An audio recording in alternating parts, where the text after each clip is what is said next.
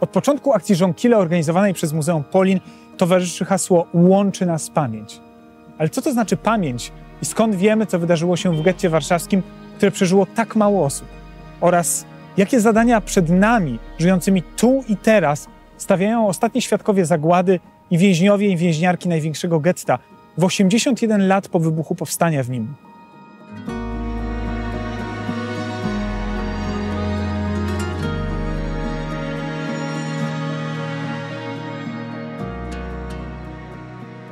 Jesteśmy na cmentarzu żydowskim przy ulicy Okopowej.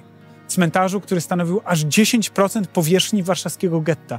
Tego piekła na ziemi, w którym dziesiątki osób dziennie umierały z powodu głodu, chorób i w wyniku masowych egzekucji.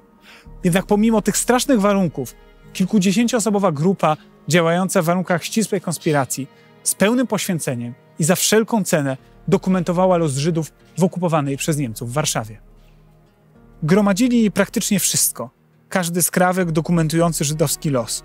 Od notatek i dzienników po utwory literackie i rysunki, a nawet takie wydawałoby się nieznaczące drobiazgi jak papierki po cukierkach. A wszystko po to, by napisać historię z własnej żydowskiej perspektywy i oddać skalę ludobójstwa. Ta grupa nazywała się Onek Shabbat.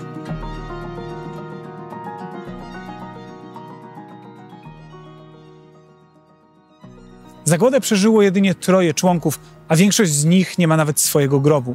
Ten tu, na cmentarzu przy Okopowej, to wyłącznie symboliczne miejsce pochówku.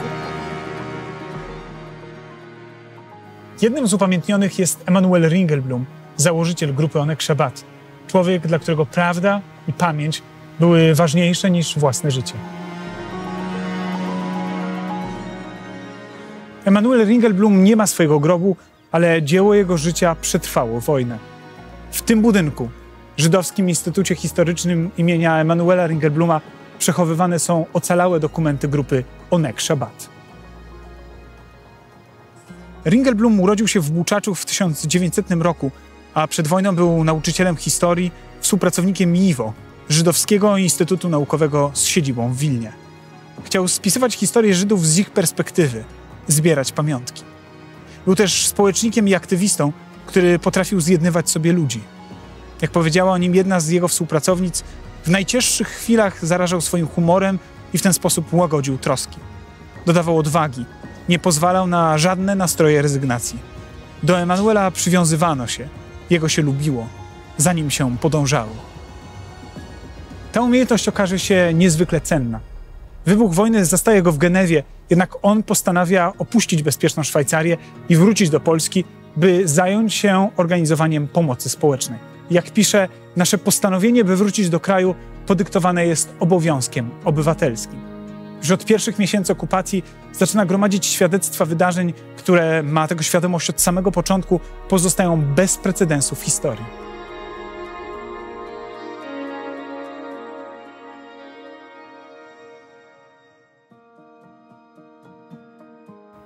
W maju 1940 roku Ringelblum postanowił nadać swojej pracy formę organizacyjną, zapraszając do niej znajomych i współpracowników, przeważnie z żydowskiej samopomocy społecznej. Swój projekt zrealizował jesienią tego samego roku, gdy Niemcy przystępowali do zamknięcia granic getta w Warszawie. To tu, pod przedwojennym adresem Leszno 18, w mieszkaniu Ringelbluma spotkali się ludzie z różnych środowisk, różnych zawodów, którzy stworzą Onek Shabbat.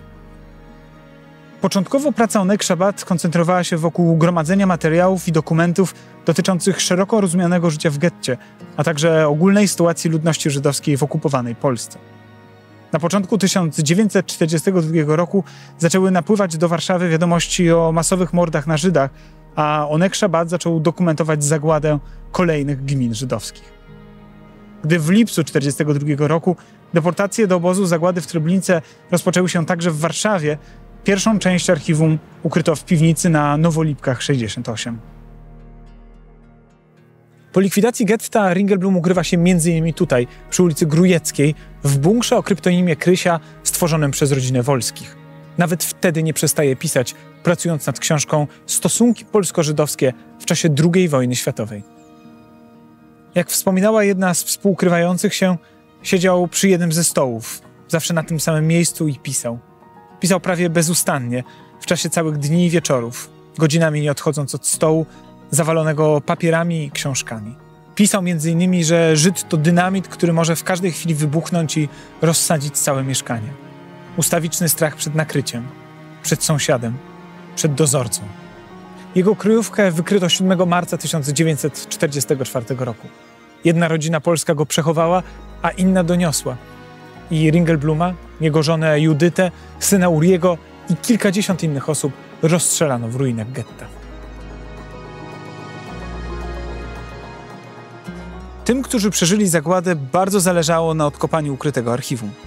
W kwietniu 1946 roku, podczas obchodów 3. rocznicy wybuchu powstania w getcie, Rachel Auerbach apelowała: pamiętajcie, leży tam pod ruinami skarb narodowy. Jest tam archiwum Ringelbluma. Nawet jeśli jest tam 5 pięter ruin, musimy znaleźć archiwum. Auerbach była w gronie 3 osób z Oneg-Shabbat, którym udało się przeżyć zagładę. Mówiła, że ma nie tyle prawo, a obowiązek życia. Emanuel Ringelblum został zapamiętany jako łagodny i zarażający humorem, Rachel Auerbach wprost przeciwnie. Często szorstka, która swoją bezkompromisowością nie zawsze jednała sobie ludzi. Ale to dzięki tej dwójce mamy niepodważalny dowód zagłady – podziemne archiwum getta Warszawy. Jego powstanie zainicjował Ringelblum, ale to właśnie dzięki Auerbach udało się odnaleźć jego pierwszą część – tu, na Nowolipkach, we wrześniu 1946 roku. Przed wojną dziennikarka i pisarka o ogromnym talencie literackim w trakcie wojny w getcie za namową Ringelbluma zorganizowała kuchnię ludową tam, na ulicy Leszno 40. Po wyczerpujących 12-godzinnych zmianach, podczas których wydawała jedzenie głodującym, ciągle znajdowała czas na sprawozdania i opisywanie dramatycznej sytuacji Żydów i Żydówek w getcie. Po wojnie Auerbach działała na rzecz odbudowy życia żydowskiego w Polsce, szczególnie tego jidyszowego. Wtedy też notowała: moje pióro nie jest w stanie opisać grozy ludobójstwa, ale niech i tak będzie. Jestem zmuszona pisać dalej. W zagładzie straciła niemal wszystkich najbliższych z rodziny i przyjaciół.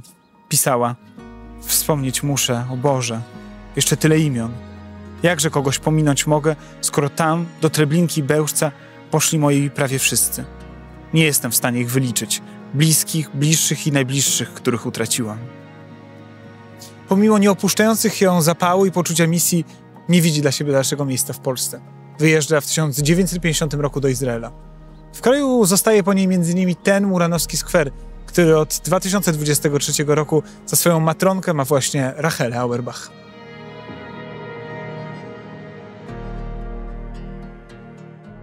Ale kto ma pamiętać, gdy większość ocalałych wyjechała? Na miejscu zostaje Marek Edelman, goniec gettowego szpitala Bersonów i Baumanów i ostatni przywódca powstania w getcie warszawskim. Na pytanie, dlaczego wciąż mieszka w Polsce, odpowiada: ktoś musiał zostać z tymi wszystkimi, którzy tu zginęli. Edelman co roku kładzie bukiet żółtych kwiatów pod pomnikiem, który nazywa pomnikiem getta, na znak pamięci o tych, których wywieziono bydlęcymi wagonami i tych, którzy stawili opór Niemcom. Ten cywilny i ten z bronią w ręku. Każdego roku dostaje także bukiet żonkili od anonimowego darczyńcy. Nigdy nie poznamy jego tożsamości, ale za nim możemy powtórzyć ten prosty gest pamięci. Przypinając żonkil 19 kwietnia pokazujemy, że łączy nas pamięć. Ten gest nabiera dziś szczególnego znaczenia, gdy odchodzą ostatni świadkowie i to na nas zaczyna spoczywać obowiązek pamiętania.